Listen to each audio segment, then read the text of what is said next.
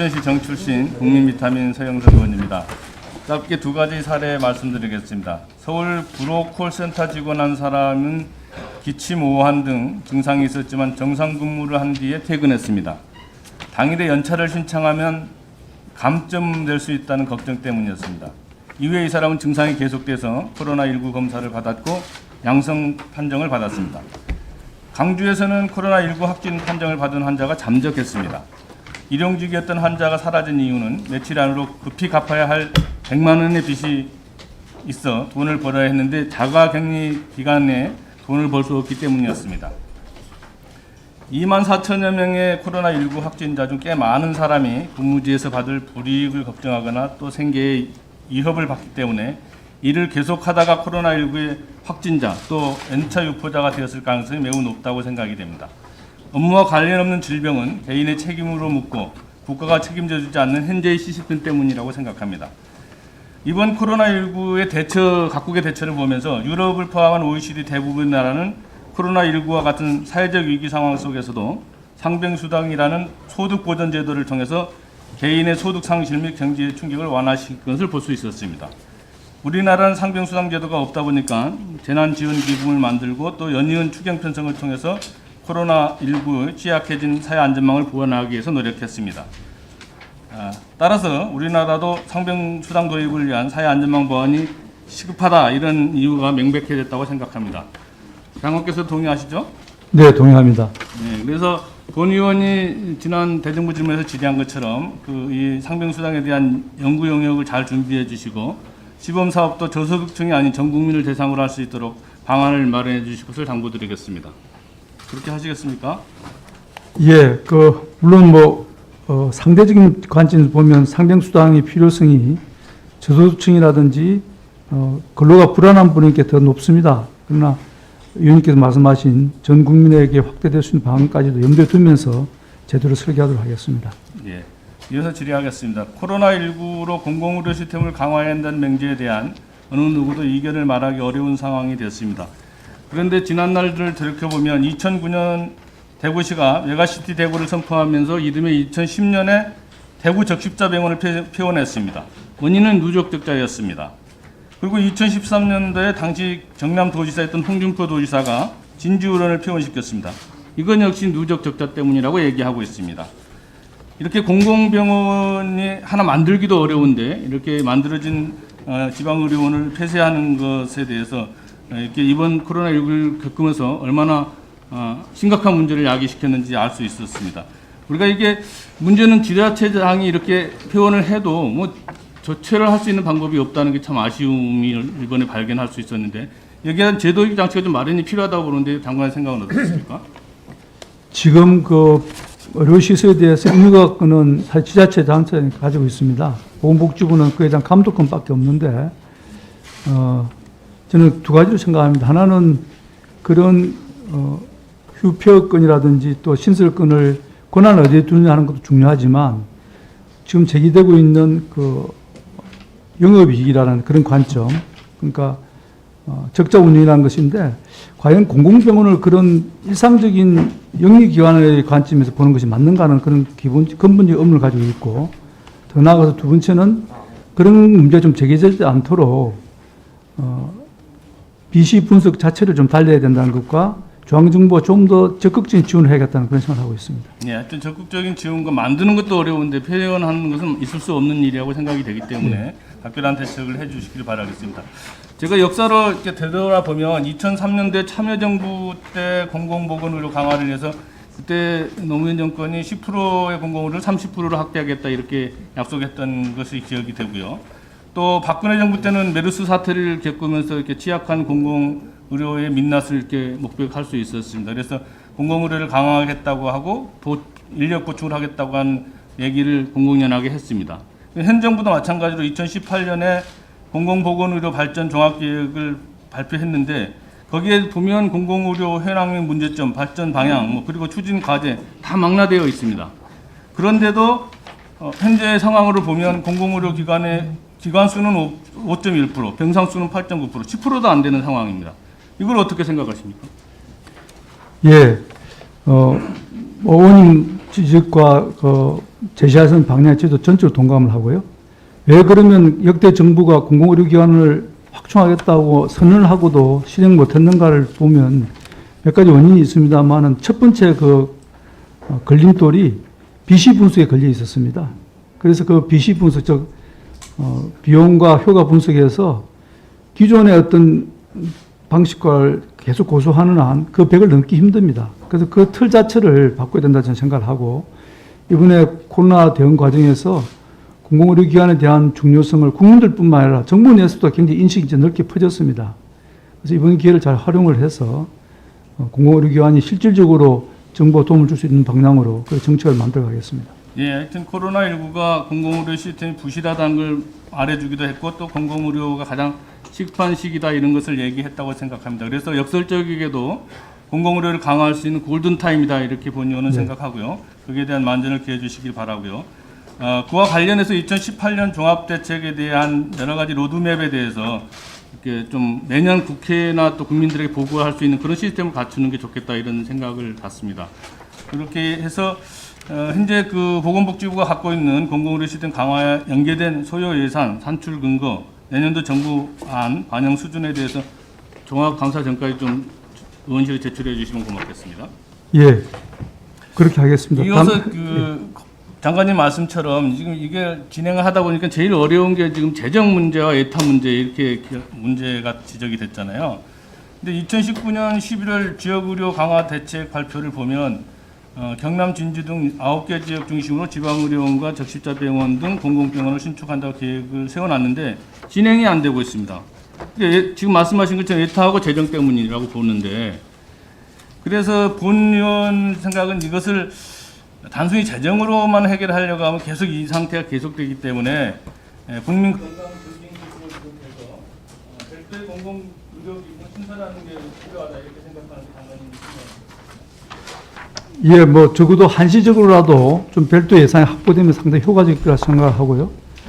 그리고 다만 지금 9개 공공의료기관이 진전은 되고 있습니다. 다만 이제 각 지방 정부가 현재 재정 지원 방식은 50대 50입니다. 중앙 정부에서 50밖에 지원 안 하기 때문에 지방 정부가 그 부분을 상당히 좀 꺼려하고 있습니다. 그래서 재원 지원 방식도 좀 바꿔야 될 것 같고, 무엇보다도 공공의료를 좀 강화하려면은 별도 예산이 좀 필요하다 생각하는데, 안타까운 것은 내년도 예산이 이미 올 6월 7월에 골격이 짜져서 제출된 상태라서 제가 생각하는 충분히 반영되어 있지 않습니다.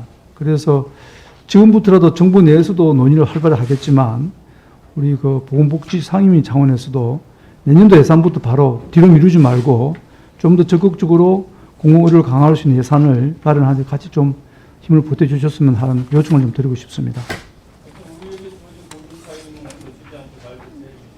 네, 그렇게 하겠습니다. 네. 최근에 코로나19 같은 신종 감염병에 대한 불안과 공포는 만약의 사태를 대비할 수 있는 공공의료 강화를 강요하고 있습니다.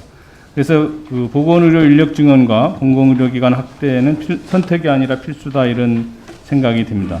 그래서 본 의원은 단순히 의료 인력 확충 방안 마련에 그칠 것이 아니고 차제에 의사와 한의사의 의료 일원화를 논의해 보는 게 어떤가 하는 제안을 하고자 하는 것입니다. 정부가 의료 일원화를 위해서 이제 통합의사제를 논의를 하려면 직역 간의 갈등들이 많이 있고 상당히 부담스러울 거라고 생각이 됩니다.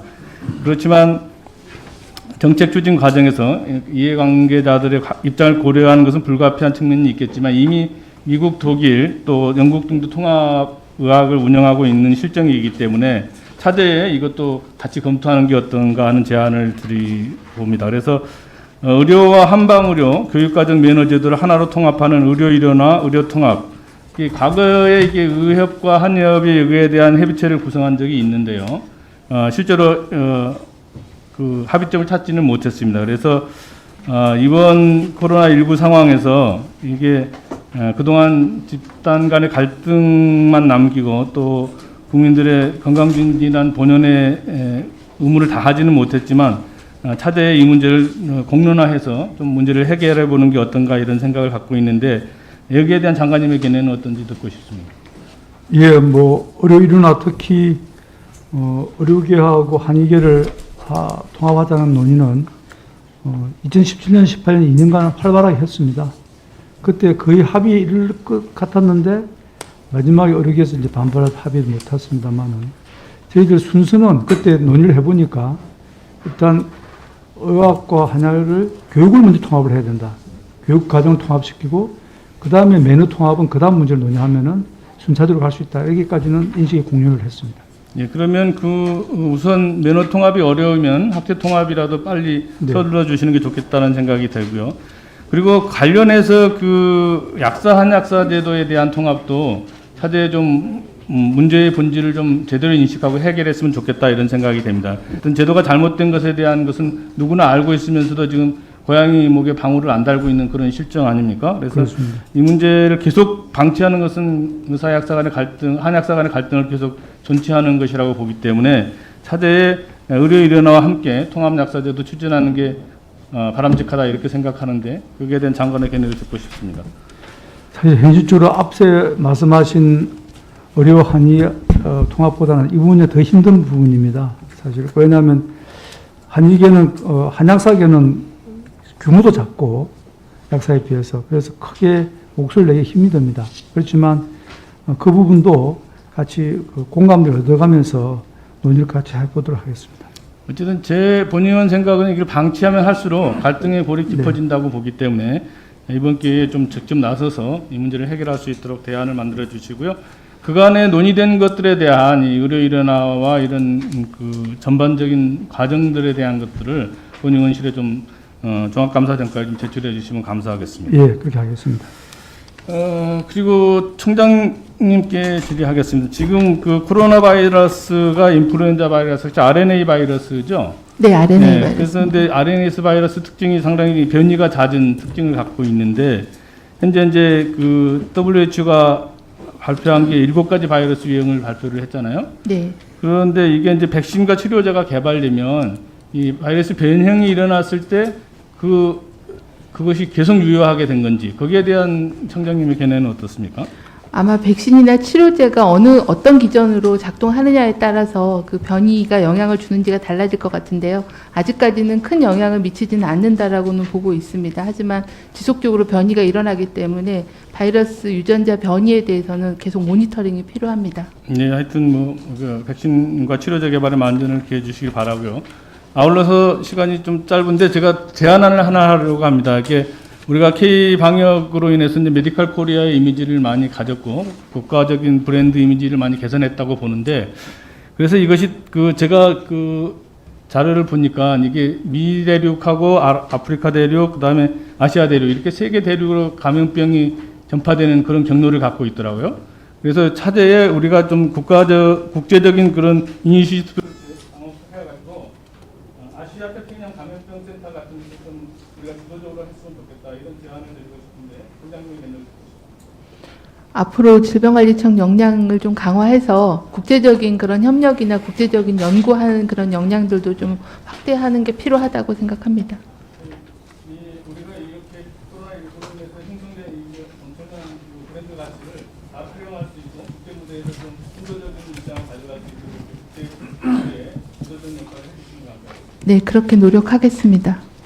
오늘 상원 노출 백신에 대한 의견들이 많았는데요. 어쨌든 국민 불신을 좀 해소할 수 있고 또 이것이 과도한 정치 공세로 가지 않도록 하는 게 바람직하다고 하는데 보는데 현재 콜드 체인 시스템은 이게 기준 온도를 벗어나면 8도에서 2도를 벗어나면 알려주는 그런 시스템을 갖고 있죠. 그렇죠. 2도에서 8도를 준수하도록 그렇게 되어 2도에서 있습니다. 8도를 준수하도록 하는데 현재 콜드 체인 시스템이 그 범위를 벗어나면 그것을 이렇게 알려주는 그런 시스템을 갖고 있는 모양이에요. 예, 일부 냉장고는 그런 자동 온도 기록을 하고 온도가 이탈하면 알람을 주는 그런 기능들이 있는 기능들이 그런데 있습니다. 그래서 참 좀 원시적인 방식으로 관리를 하고 있다 이런 생각이 좀 들었고요. 그래서 지금 시대가 이제 AI 시대이기 때문에 이런 불신이나 이런 갈등을 유발하지 않으려면 생산부터 유통 보관에 이르기까지 그런 AI, 지능형 AI를 결합해 가지고 사전에 그런 이상 증상이 나타났을 때 이렇게 알려줄 수 있도록 그런 시스템들을 충분히 갖춰야 된다고 생각이 되거든요. 그래서 네네. 이참에 이게 시스템 자체를 완전히 바꿀 수 있도록 지능형 AI 시스템을 결합하는 콜드체인 시스템을 구축하는 게 필요하다 이렇게 생각이 되는데 동의하십니까? 네, 그런 네. 기술적인 그런 업그레이드 하는 것도 검토하겠습니다. 그러니까 지금 제가 파악한 거는 이게 뭐 그 온도 기록을 해가지고 붙여가지고 이렇게 주는 현재는 자동 기록 장치는 있는데요. 예, 그걸 예. 출력물로 해서 그렇게 검토를 그러니까 했었습니다. 이게 조금 더 원시적인 방식이기 때문에 그걸 아예 지능형 AI랑 결합해서 하는 시스템으로 구축을 해주시면 좋겠다는 말씀드립니다. 네, 방법을 찾아보겠습니다. 예. 그리고 지난 8월에 제가 보건복지 결산심사 때 얘기 드린 게 있는데 코로나19 음성 확인서를 그 방역 강화 대상 국가에 제출받도록 하고 있잖아요. 네, 근데 그게 그 이후에도 이게 이제 그 공항을 유입해서 들어오는 외국인 확진이 좀 증가하고 있고 또 음성 확인서 변조 적발률도 늘어나고 있고 이런 상황으로 보여지는데 이런 것들을 그렇게 해서 이제 지난 8월에 그런 절차상 그 재해 공간을 거쳐서 좀 올 수 있도록 영사 확인제를 도입해야 된다 이렇게 제가 조정을 했는데요. 그런 것이 잘 지켜지지 않고 있는 것 같아요. 현재 음성 확인서 유변조 사례가 한 10건 정도 발견이 돼서요. 그 부분에 대해서는 조치를 했고 현지에 있는 공간에서 그 부분을 좀 확인할 수 있는 그런 그 절차를 만드는 거를 외교부하고 협의해서 준비 중에 있습니다. 네, 하여튼 그 방역 강화 대상 국가에게 철저하게 그런 유입부터 차단할 수 있도록 한 단계 그 어떤 허들을 하나 더 만들어서 안전 조치를 해주시면 좋겠다 이런 당부의 말씀을 드립니다. 예, 그렇게 네, 그러겠습니다.